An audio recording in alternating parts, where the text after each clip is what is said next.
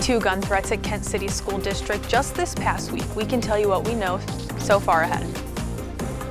If you're prepping to graduate this spring, find out what you need to do in order to apply. Construction on the Kent campus has affected parking accessibility for students. See what Parking Services recommends for students struggling. And who won the gold at the Emmys? Coming up as TV2 News starts right now.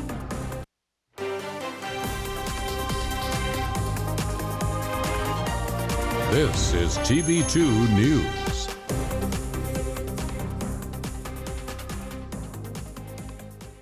Good Tuesday evening, Portage County, and thank you for joining us. I'm Kennedy Gotham. And I'm Raygene English. Kent City School District faced 2 gun threats in the past week, one at Roosevelt High School and the other at Walls Elementary.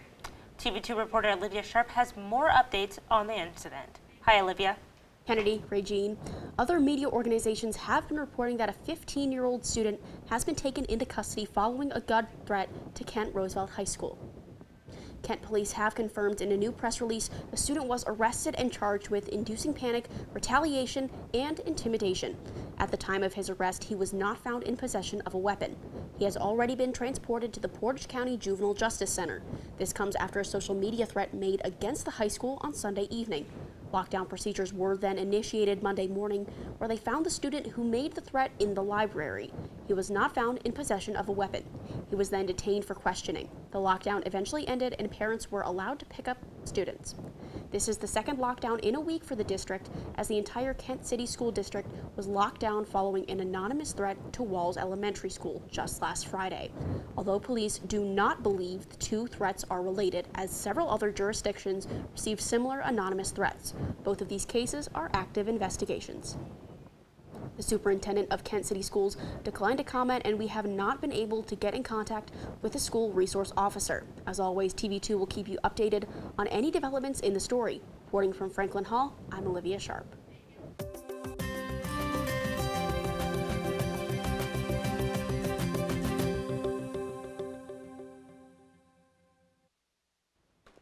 Good Tuesday evening, Portage County. I'm Nathan Welsh with your weather report. Now, right now in Kent, it's 67, feels like 66. We got that cloud cover overhead. It's a little chillier today. With our dew point at 52, that gives us a humidity at 61%. We got winds from the east at 9 miles an hour and visibility out to 10 miles. And as we look across northeast Ohio, we're going to see a lot of temperatures around the mid-60s, all the way up to 70 up in Sandusky. But general fall temperatures. And as we look across the rest of the state, we got all the way down to 66 up where we are, and all the way up to 77 in Cincinnati. I mean, it's practically Kentucky. And as we look into tonight, we're going to see clear skies. It's going to be chilly, a little humid. 55 degrees, exactly what you're going to be expecting around this time of year. Getting chillier, might want to close those windows or wrap yourself up in all your blankets and sweatshirts, of course. We got winds from the west at 3 miles an hour, and that sunset's going to be at 7:38, so after the newscast, go check that out. That is all for now, but stay tuned. I'll have your 7-day forecast and more just a bit. Thanks, Nathan. You might want to spring into action if you plan to graduate this spring 2023. That's right, Kennedy. Matt has the reason why you may need to hurry. What can you tell us over there, Matt? Hi guys, the deadline for registering for commencement is just around the corner, and the final day to apply is September 15th, which is just 2 days away. Transfer it from the right side to the left side of your mortarboard. Now!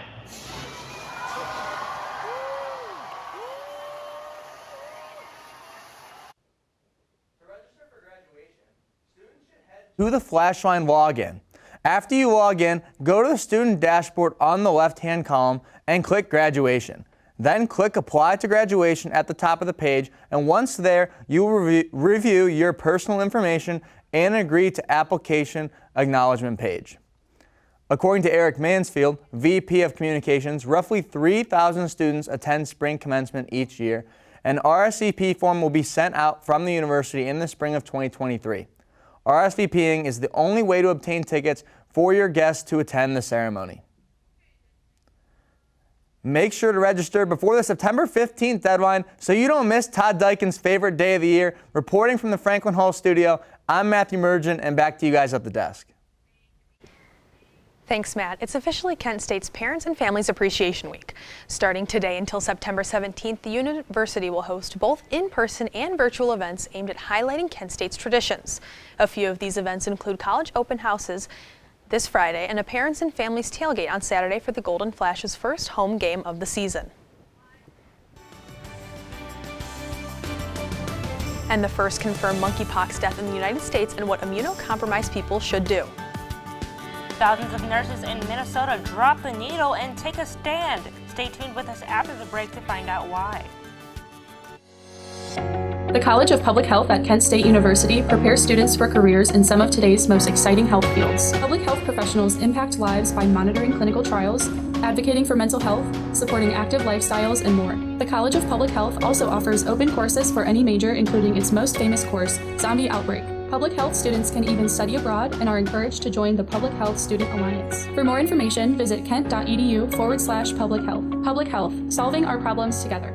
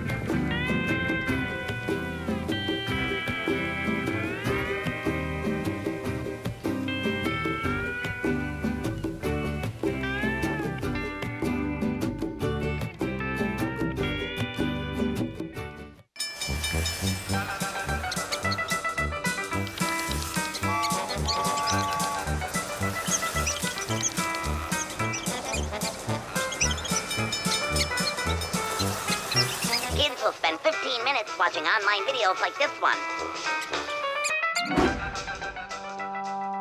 Brushing for 2 minutes now can save your child from severe tooth pain later.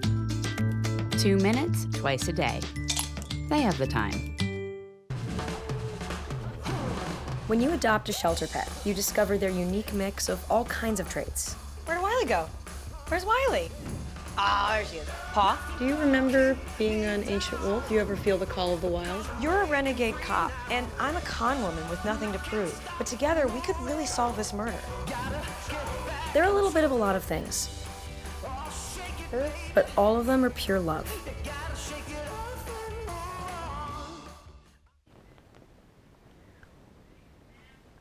Welcome back. Many students on campus run into parking issues on a regular basis. Some due in part to campus construction. TV2's own Jacob Brooks takes a closer look into parking on campus. Kent State students say they've been having trouble finding parking this semester. The source? Ongoing construction across campus. That's probably what's driving a lot of this, is that, you know, the Crawford Hall construction, the relocation of Terrace Drive, the closing of White Hall, for all these projects that have become a staging area. If we've lost about 400 spaces. 3 lots in that area are closed, and commuter parking has also changed. But some say parking on campus has been an issue for years. Mostly just not being able to find a spot, and the price of the parking passes is usually a little high, so that makes it a little hard to want to buy one. Some say otherwise. No, it's been fine. Hannah, who's a sophomore, says she hasn't had the same problems others have, nor have her friends. Most of my friends don't have a car on campus. The ones that do, they haven't said anything like that. But the biggest complaint... People want to be closer. And that's probably the number one complaint we hear from people. Another big difference this semester is the return of pre-COVID normalcy. Now, all of a sudden, we're back to where we were 3-4 years ago. And most of our population has not been through this type of normalcy that we're kind of used to in parking. So if you are having parking problems, how do you avoid them? Parking Services recommends a few things, like learning the specifics of the parking system, knowing classes start and end. They say that makes a big difference in the number of cars in a lot. And make sure to leave enough time to get from the parking lot into your building. For TV2 News, I'm Jacob Brooks.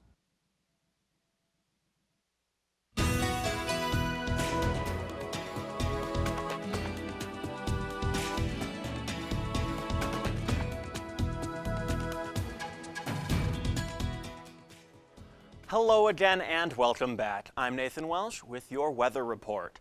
Now we're looking into tonight, which is going to see, like I said before, clear skies. It's going to be beautiful.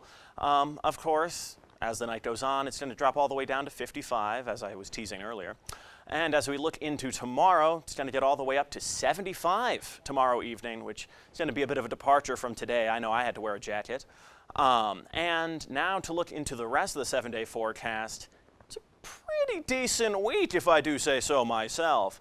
We're seeing a lot of temperatures, high 70s, of course, large ranges. It's fall, so we're going to start to see as that late summer, early fall transition, all the way up to 88 on Tuesday. Of course, there's not really much to say here. It's partly cloudy, mostly sunny. I mean, it's going to be pretty nice. I'm very excited personally. Because, I mean, it looks to me as though we have quite pleasant weather in the week ahead of us. I've been Nathan Welsh reminding you, Portage County, to go out there and enjoy it. Back to the desk. Nathan, the city of Parma is mourning the death of one of its police officers. The Parma Police Department Facebook page posted that Sergeant Nicholas M. Hunter died after having a medical emergency on his way to work yesterday. The department's post noted that he was liked by many in the police force and had many commendations during his career. A 17-year-old girl was found Monday by federal agents in Akron after being reported missing for over 10 months. U.S. Marshal Pete Elliott said the teen was found safe in Kenmore and an adult relative of the girl was arrested in connection with the case. The incident is still under investigation, and anyone with information can call the number on your screen. Akron Mayor Dan Horrigan has officially proposed an ordinance that would create a civilian police review board, a different proposal than the one voters will get to decide on in the November election. The legislation would create an 11-member board that would review complaints against Akron police and issue recommendations about department procedures and policies. It would also create an Office of Inspector General, a police auditor role. And Twitter shareholders vote in favor of Elon Musk's $44 billion takeover. The vote comes days after Musk's third letter to Twitter asking to end their deal. They offered to sell it at $54.20 a share. The company's stock opened today at just under $41 a share, and this is 25% below the deal price. The Bureau of Labor Statistics released August Consumer Price Index data on Tuesday. The report found prices grew 8.3% in August from a year ago, which is a notable drop from the 8.5% reported in July. The slower pace of annual prices hikes correlations with a big drop in gas prices, which have come down from record highs set in June. Annual price gains are far from where they were 18 months ago and from the Federal Reserve's target inflation rate of 2%. The national average for a gallon of gas is $3.71, down 7 cents over the past week. And this is the lowest it's been since the beginning of March, according to AAA. Since the price of oil is lower, gas tends to follow suit. If demand in gas continues to lower, which often happens after Labor Day, AAA says more areas could see gas below the $3 mark in the coming weeks. We are more than willing to compromise, but we're not willing to settle just to have a contract. We really need something good out of this contract. 15,000 nurses in Minnesota walked out on Monday to protest understaffing and overworking. This is the largest strike of private sector nurses in U.S. history. The protest started due to nursing shortages caused by the COVID-19 pandemic. Minnesota nurses say some units go without a lead nurse on duty, and there are also new nurses who just got out of school working on assignments that are typically given to those who are more experienced. The first monkeypox death has been confirmed in the U.S. CNN's Mandy Gaither has more on the virus and what those with weak immune systems should watch out for. In the U.S. this year, there have been around 22,000 cases of probable or confirmed monkeypox. On Monday, the CDC confirmed the first death from the virus, a Los Angeles resident with a severely weakened immune system who had been hospitalized. Federal health officials say they're working to get clear messaging out. That really means being frank, really focusing on the exposures and really working very intentionally to not generate stigma as we increase awareness of monkeypox across the country. Deaths from monkeypox are extremely rare, but more likely among babies, pregnant women, and people with weakened immune systems, such as from HIV. In a release, the Los Angeles Department of Public Health says persons severely immunocompromised who suspect they have monkeypox are encouraged to seek medical care and treatment early and remain under the care of a provider during their illness. In the battle against monkeypox, federal health officials say they're working to make testing more accessible and increasing production of the monkeypox vaccine. We're really seeing great uptake across the country, which means that what vaccine we do have, we're able to extend. While monkeypox cases appear to be leveling off, health officials say that shouldn't lead to complacency. For Health Minute, I'm Mandy Gaither. The Cleveland Guardians look to continue their winning streak as they take on Mike Trout and the Angels. Stay tuned for more in sports. Stick with us for the Emmy recap and find out who took home the gold at the end of the night.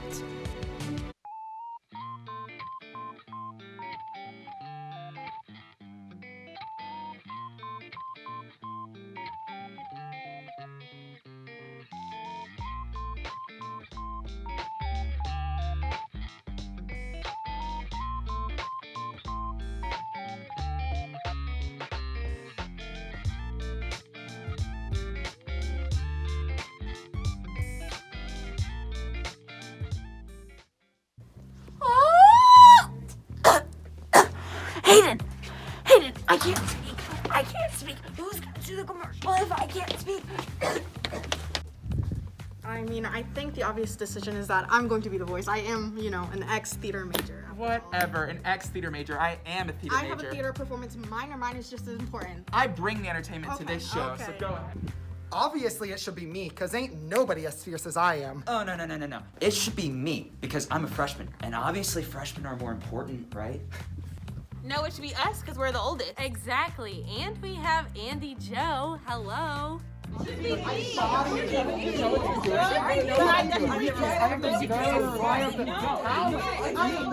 Everybody wait. The only voice that should end this commercial is the College Voice, Fridays at 2 p.m. Now say it with me. Watch the College Voice on Fridays at 2 p.m.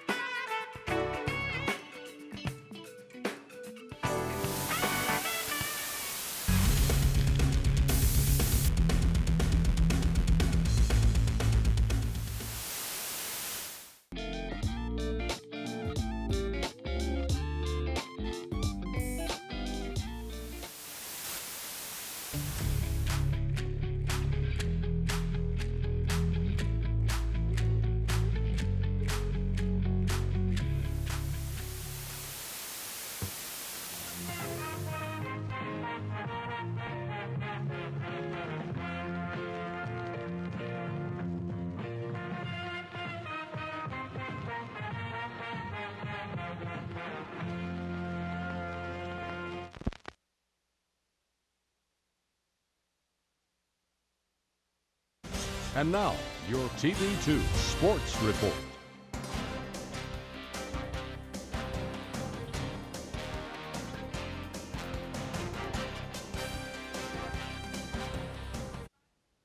What's going on, Portage County? I'm Josh Aponte, and we got Kent State golf, we got Guardians baseball, and Monday Night Football, so let's just get right into it.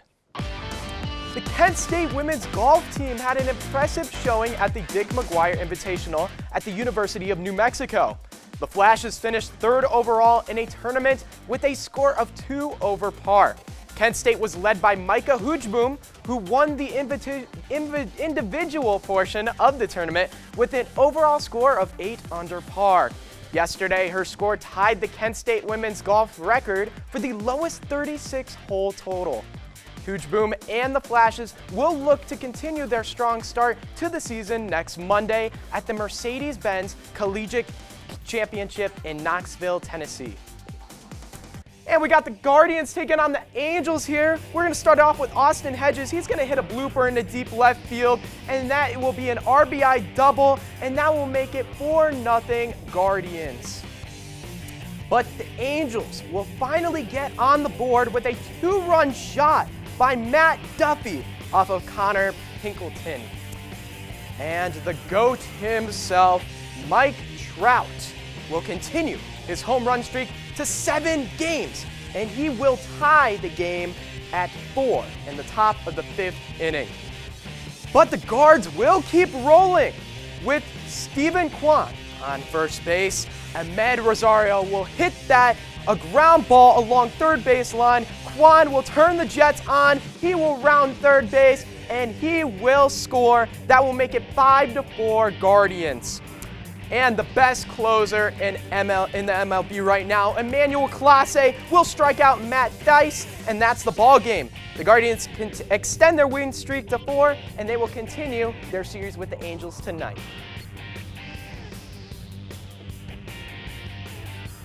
And let's take it over to Monday Night Football is here. Russell Wilson makes his return. And let's see, but the Seahawks will get things started. Geno Smith will avoid tackles left and right, and he will find Will Disley, and he will run it in for the touchdown. That'll make it Seattle 7-0. And here comes Russ looking, searching, and he finds Jerry Jeudy for the reception, and he will make his way all into the end zone. And as Russ says, Broncos country, let's ride. Geno Smith keeps on popping, and he will find Colby Parkinson, and he will put the Seahawks up 17-10 right before halftime. The Broncos try to score in the end zone, but ball. That is a fumble, and the Seahawks will recover the ball. Now it is clutch time. The Broncos attempt a 64-yard field goal, and it is off. No good. And the Russ revenge tour has been canceled by Geno Smith and the Seahawks, and they will take the dub 17-16. That's all I have for sports. Check us out at TV2 KSU Sports on Twitter for any updates. I've been Josh Aponte. Back to you guys at the desk. Thanks, Josh. And today is National Peanut Day. How will you celebrate?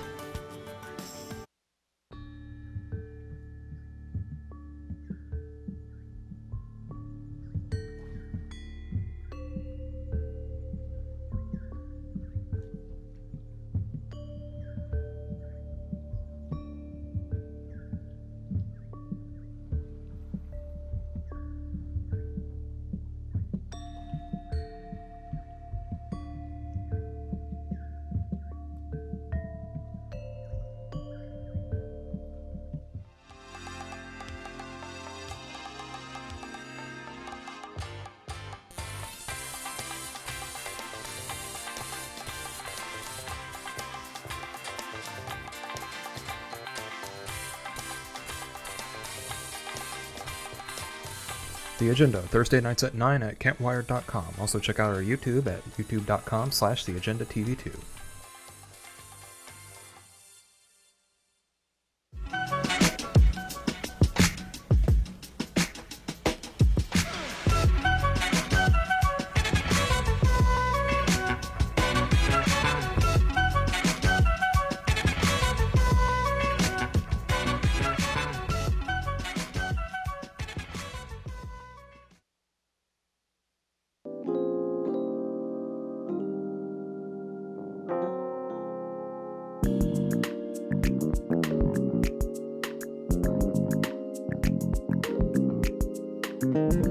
Wizard, roll for deceasedness. My Dark Wizard casts Super Fireball.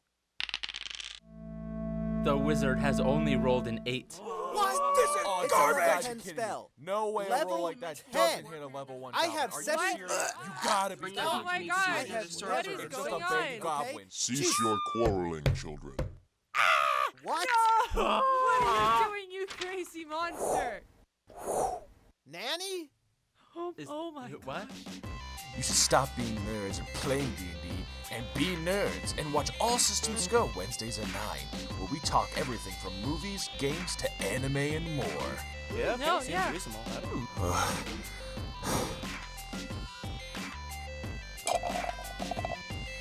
Go watch All Systems Go.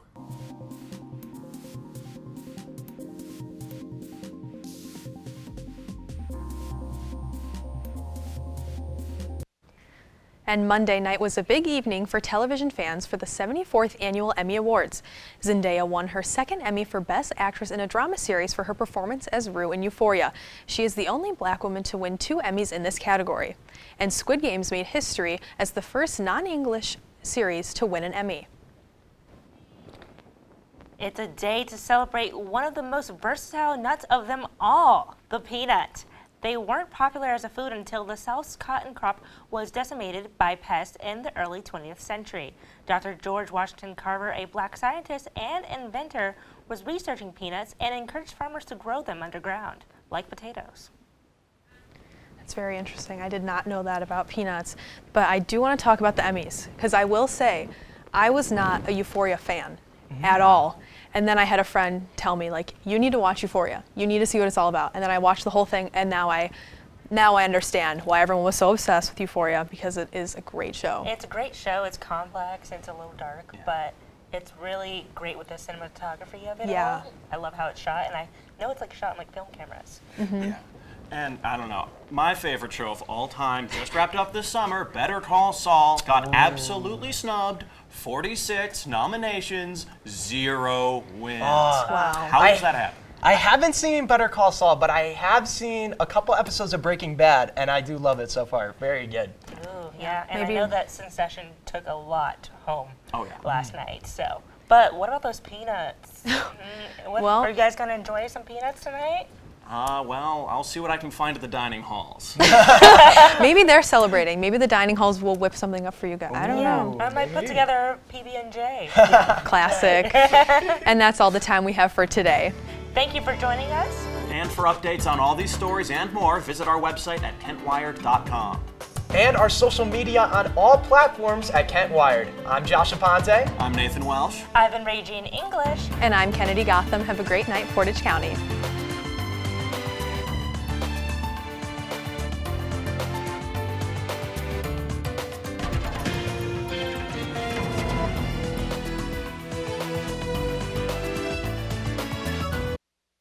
Paying off all those student loans. Finally, right? How'd you manage that anyway? I started tracking my spending, changed a couple of habits. Wow, I'm kind of living paycheck to paycheck right now. I don't even know how I'm doing it. Well, have you tried saving a little? I want to, but where's that money gonna come from? Bill collectors, they're the worst. Am I right? When it comes to financial stability, don't get left behind. Not home. Get tools and tips for saving at feedthepig.org. Brush, brushy, brush, brushy, brush, brush your teeth. Every day and every night. Now it's your parents' turn. Here's what you gotta do. Let them have your toothbrush so that they can brushy brush your teeth. Good job, you're almost done. 5, 4, 3, 2, 1. That's it. Help your teeth stay healthy. Brushy brush with a grown-up every day. Your favorite weekly music show just got even better. We are now online serving all the needs of your favorite music media. You can check out our site for editorials and reviews from our writing staff featuring headline news and stellar illustrations from our design team. In the mood for your favorite artists? Check out links to our past episodes on this new and brilliant site.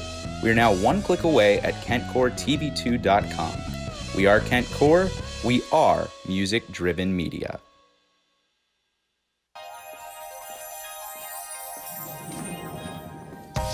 Sit with me, imagine what you'd see if every child had a book to read. 'Cause every kid across the nation deserves a book to read, and we can make it happen right now. No, I don't know what you've been told, but kids with books learn so much more. So the mission is for us to get a book to each and every child. So let's join hands, book people unite, unearth hidden passion. Come on, we'll have a good time. Seeds of inspiration to motivate some man.